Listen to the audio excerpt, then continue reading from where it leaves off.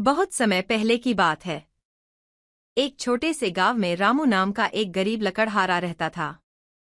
वह बहुत ईमानदार और मेहनती था, लेकिन उसकी गरीबी उसका पीछा नहीं छोड़ती थी। हर दिन वह जंगल में जाकर लकड़ियां काटता और उन्हें बाजार में बेचकर मुश्किल से अपना और अपनी बूढ़ी माँ का पेट भरता। एक दिन जब रामू जंगल में लकड़ियां काट रहा था, उसने एक बूढ़े साधु को देखा जो बहुत थका और भूखा लग रहा था। रामू ने अपना खाना साधु को दे दिया।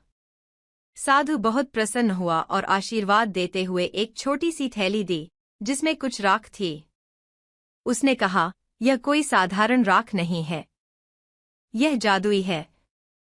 इसे जिस चीज पर छिड़कोगे वह सोने में बदल जाएगी। लेकिन ध्यान रहे, लालच मत करना। रामू बहुत खुश हुआ और साधु का धन्यवाद करके घर लौट आया। उसने जादुई राख को परखा और एक पुरानी लकड़ी की कुर्सी पर छिड़का। जैसे ही राख गिरी, कुर्सी चमकते हुए सोने की बन गई। रामू की खुशी का ठिकाना न रहा। राजा को खबर मिलती है। रामू ने इस राख का इस्तेमाल समझदारी से किया।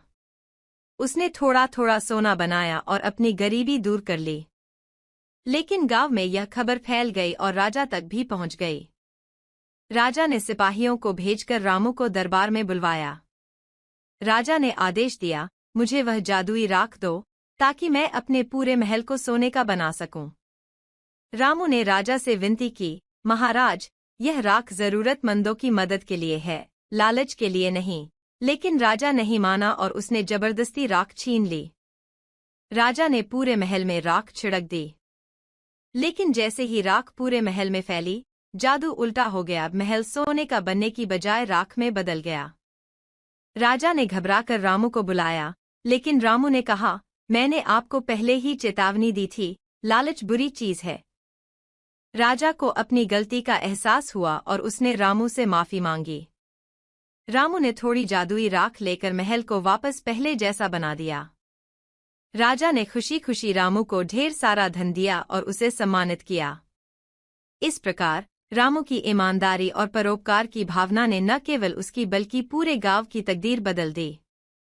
और सबने सीखा कि लालच का नतीजा हमेशा बुरा ही होता है। ईमानदारी और नेकदिली से बढ़कर कोई जादू नहीं।